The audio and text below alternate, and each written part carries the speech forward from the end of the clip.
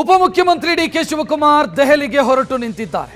ಇವತ್ತು ಬೆಳಗ್ಗೆಯೇ ಅವರು ಅವರ ನಿವಾಸದಿಂದ ಬೆಂಗಳೂರು ವಿಮಾನ ನಿಲ್ದಾಣದ ಕಡೆಗೆ ಹೊರಟರು.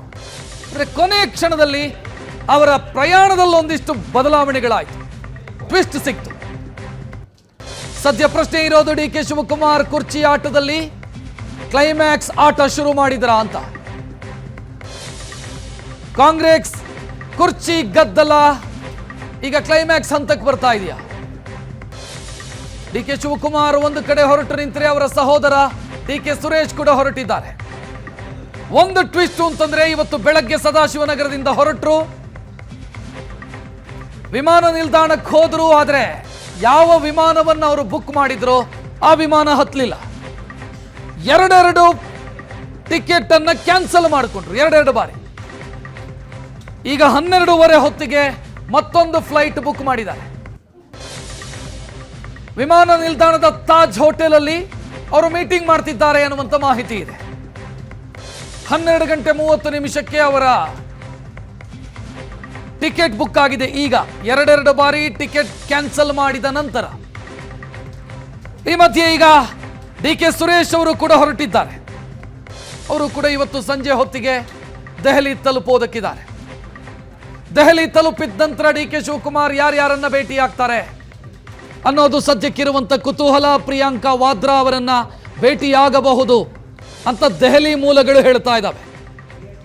ರಾಹುಲ್ ಗಾಂಧಿ ಅವರನ್ನು ಕೂಡ ಭೇಟಿಯಾಗುವಂತ ಪ್ರಯತ್ನದಲ್ಲಿದ್ದಾರೆ. ಆದ್ರೆ ಈಗ ಕುತೂಹಲ ಮೂಡ್ತಾ ಇರೋದು, ಎರಡೆರಡು ಬಾರಿ ಫ್ಲೈಟ್ ಟಿಕೆಟ್ ಕ್ಯಾನ್ಸಲ್ ಯಾಕಾಯ್ತು, ಇದರ ಬಗ್ಗೆ ಕುತೂಹಲ ಮೂಡ್ತಾ ಇದೆ.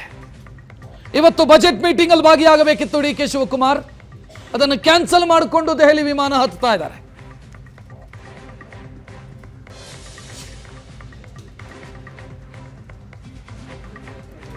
ಹೆಚ್ಚಿನ ಡೀಟೇಲ್ ನೀಡೋದಕ್ಕೆ ನಮ್ಮ ಪ್ರತಿನಿಧಿ ವಿದ್ಯಶ್ರೀ ನೇರ ಸಂಪರ್ಕದಲ್ಲಿ. ವಿದ್ಯಶ್ರೀ, ಈಗ ಸದಾಶಿವನಗರದಿಂದ ಹೊರಟಾಗ ಈ ಬದಲಾವಣೆಗಳಿರಲಿಲ್ಲ, ಏಕಾಏಕಿ ಬದಲಾವಣೆಗಳಾಯ್ತು, ಟ್ವಿಸ್ಟ್ ಸಿಕ್ತು, ಎರಡೆರಡು ಬಾರಿ ಕ್ಯಾನ್ಸಲ್ ಆಯ್ತು ಫ್ಲೈಟು, ಏನ್ ಕಾರಣ?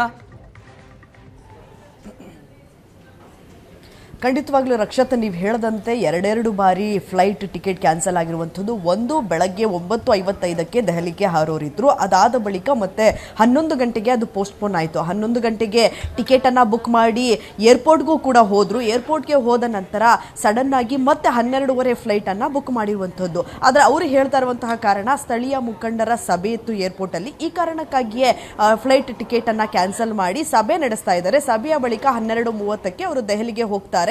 3:30 ಸುಮಾರಿಗೆ ಅವರು ದೆಹಲಿಯನ್ನ ತಲುಪ್ತಾರೆ. ದೆಹಲಿಯನ್ನ ತಲುಪಿ ದೆಹಲಿಯ ಏರ್ಪೋರ್ಟ್ನಿಂದ ನೇರವಾಗಿ ಅವರು 5 ಗಂಟೆಗೆ ACC ಸಭೆಯನ್ನು ನಿಗದಿಯಾಗಿದೆ, ಆ ಸಭೆಗೆ ಹೋಗಿ ಭಾಗಿಯಾಗ್ತಾರೆ ಅನ್ನುವಂಥದ್ದನ್ನು ಹೇಳ್ತಾ ಇದ್ದಾರೆ. ಆದರೆ ಡಿ.ಸಿ.ಎಂ ಡಿ.ಕೆ. ಶಿವಕುಮಾರ್ ಅವರು ACC ಸಭೆಗೆ ಹೋಗೋದಕ್ಕೂ ಮುಂಚಿತವಾಗಿ ಏನೆಲ್ಲ ತಯಾರಿಯನ್ನ ಮಾಡ್ಕೊಳ್ತಾ ಇದ್ದಾರೆ ಅನ್ನುವಂಥದ್ದನ್ನು ನಾವು ಸೂಕ್ಷ್ಮವಾಗಿ ಗಮನಿಸಬಹುದು. ಈಗ ಆಲ್ರೆಡಿ ಸಾಕಷ್ಟು ಶಾಸಕರು ಅವರಿಗೆ ಬೆಂಬಲವಾಗಿ ನಿಂತಿದ್ದಾರೆ. ನೆನ್ನೆ ಇಕ್ಬಾಲ್ ಹುಸೇನ್ ಅವರು ಹೇಳಿದಂತಹ ಪ್ರಕಾರ ಡಿ.ಸಿ.ಎಂ ಡಿ.ಕೆ. ಶಿವಕುಮಾರ್ ಅವರಿಗೆ 80ರಿಂದ 90 ಶಾಸಕರು ಬೆಂಬಲವನ್ನ ಸೂಚಿಸಿದ್ದಾರೆ ಅನ್ನುವಂತಹ ಮಾತನ್ನ ಹೇಳ್ತಾ ಇದ್ರು.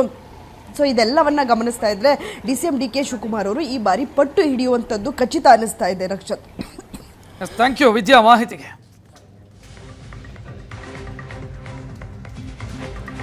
ಈ ದೃಶ್ಯ ಏನು ನೋಡ್ತಾ ಇದ್ದೀರಿ, ಇದು ಇವತ್ತು ಬೆಳಗ್ಗಿನ ದೃಶ್ಯ. ಸದಾಶಿವನಗರದ ಮನೆ, ಅಲ್ಲಿಂದ ಹೊರಟರು ಅವರು. ಹೊರಟಾಗ ಈ ಬದಲಾವಣೆಗಳ ನಿರೀಕ್ಷೆ ಇರಲಿಲ್ಲ, ನಂತರ ಬದಲಾವಣೆಗಳಾಯಿತು. ಇನ್ನು ಸದಾಶಿವನಗರದವರ ಮನೆಯಲ್ಲಿ ಅವರು ಮಾತನಾಡಿದರು. ನಾನು CM ಏನು ಮಾತನಾಡಿದ್ದೀವಿ ಅಂತ ನಮಗಿಬ್ಬರಿಗೆ ಗೊತ್ತು, ನಾವು ಕದ್ದು ಮುಚ್ಚಿ ಮಾತನಾಡಿಕೊಂಡಿಲ್ಲ ಅಂತ. ದಿಲ್ಲಿಗೆ ಹೊರಡೋದಕ್ಕಿಂತ ಮೊದಲು ಡಿ.ಕೆ. ಶಿವಕುಮಾರ್ ಕೊಟ್ಟಂತ ಪ್ರತಿಕ್ರಿಯೆ, ಸಚಿವರು ಶಾಸಕರು ಯಾರು ಮಾತನಾಡಿದ್ರು ಕೂಡ ಪಕ್ಷಕ್ಕೆ ಡ್ಯಾಮೇಜ್ ಆಗತ್ತೆ, ಯಾರು ಮಾತನಾಡಬಾರದು, ಎಲ್ಲರೂ ಬಾಯಿ ಮುಚ್ಕೊಂಡಿರಬೇಕು ಅಂತ ಖರ್ಗೆ ಹೇಳಿದ್ದಾರೆ ಅಂತ ಹೇಳೋ ಮುಖಾಂತರ ಮೊನ್ನೆ ಯತೀಂದ್ರ ಅವರು ಏನು ಮಾತನಾಡಿದ್ರು ಅದಕ್ಕೆ ಟಾಂಟ್ ಕೊಡುವಂತ ಪ್ರಯತ್ನವೂ ಕೂಡ ಆಯಿತು. ಎಲೆಕ್ಷನ್ಗೋಸ್ಕರ ನಾನು ಹೋಗ್ತಾ ಇದ್ದೀನಿ, ನನ್ನ ಕರೆದಿದ್ದಾರೆ ACCಗೆ, ಹೋಗಿ ಭೇಟಿ ಮಾಡಿಕೊಂಡು ಚುನಾವಣಾ ನಾಳೆ ಡೇಟು ಅನೌನ್ಸ್ ಆಗೋ ಸ್ಟೇಜ್ ಇದೆ, ಅದಕ್ಕೆ ಕೇರಳಗೂ ಹೋಗಿದ್ದೆ. ಸೊ ಈಗ ಮುಗಿಸ್ಕೊಂಡು ಈಗ ಅಸ್ಸಾಂಗೆ ಹೋಗಬೇಕು. ಇವತ್ತು ಬಜೆಟ್ ಇತ್ತು, ಚೀಫ್ ಮಿನಿಸ್ಟರ್ಗೆ ರಿಕ್ವೆಸ್ಟ್ ಮಾಡ್ಕೊಂಡಿದ್ದೀನಿ. ನಿನ್ನೆ ಎಲ್ಲ ಬಜೆಟ್ ಮೀಟಿಂಗ್ ಮಾಡಿದ್ದೀನಿ ನಾನು, ನಮ್ಮದೆಲ್ಲ ಪ್ರೆಸೆಂಟ್ ಮಾಡ್ತಾರೆ. ಆಮೇಲೆ ಮತ್ತೆ ಬಂದು ನಾನು ಅವ್ರ ಹತ್ರ ಮಾತಾಡ್ತೀನಿ. ಹೋದ್ಮೇಲೆ ಎಲ್ಲರನ್ನೂ ಭೇಟಿ ಮಾಡೋದೇ ರೀ, ಯಾರು ಸಿಗ್ತಾರೆ ಅವ್ರನ್ನೆಲ್ಲ ಭೇಟಿ ಮಾಡೋದು. ಪಾರ್ಲಿಮೆಂಟ್ ನಡೀತಾ ಇರ್ತದೆ, ಫ್ರೀ ಇದ್ದರೆ ಖಂಡಿತ ಭೇಟಿ ಮಾಡೇ ಮಾಡ್ತೀನಿ. ಸೊ ಪ್ರತಿದಿನವೂ ನಂಗೆ ಒಳ್ಳೆಯದೇ, ಪ್ರತಿದಿನವೂ ಸಂತೋಷನೇ, ಪ್ರತಿದಿನವೂ ಸಂತೋಷದ ದಿನನೇ, ಪ್ರತಿದಿನವೂ ಕಷ್ಟದ ದಿನನೇ.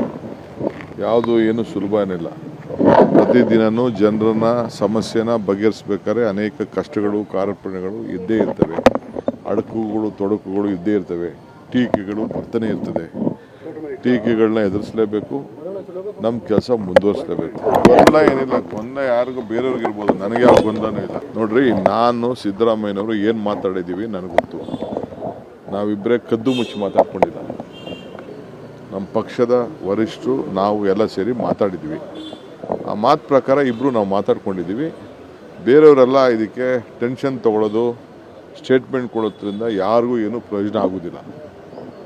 ಯಾರಿಗೂ ಏನು ಪ್ರಯೋಜನ ಇಲ್ಲ. ಅವ್ರು ಯಾರು ಸ್ಟೇಟ್ಮೆಂಟ್ ಕೊಡ್ತಾ ಇದ್ದಾರೆ, ನನ್ನ ಪರ ಕೊಡ್ತಾ ಇರ್ಬೋದು, ನನ್ನ ವಿರುದ್ಧ ಕೊಡ್ತಾ ಇರ್ಬೋದು, ಮಂತ್ರಿಗಳಿರ್ಬೋದು, ಶಾಸಕರಿರ್ಬೋದು, ಯಾರೇ ಇರಲಿ.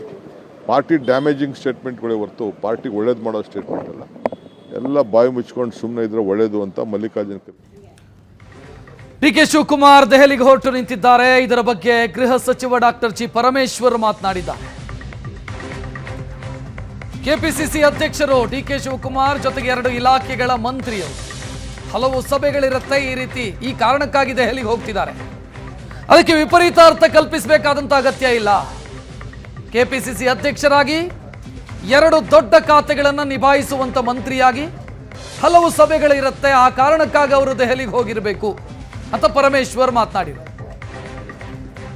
ಈಗ ಅವರು ಹೋಗಬಾರ್ದ ಡೆಲ್ಲಿಗೆ? ಅವರಿಗೆ ಸಮಯ ಇದು ಏನೋ ಮೀಟಿಂಗ್ಗಳಿರ್ತವೆ.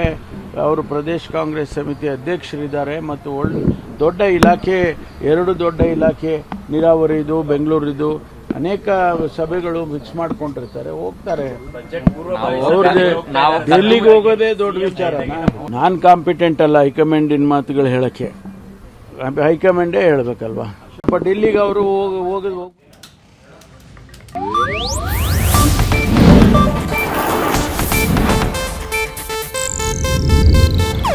ಇದು ಏಷ್ಯಾನೆಟ್ ನ್ಯೂಸ್ ನೆಟ್ವರ್ಕ್ ಪ್ರಸ್ತುತಿ.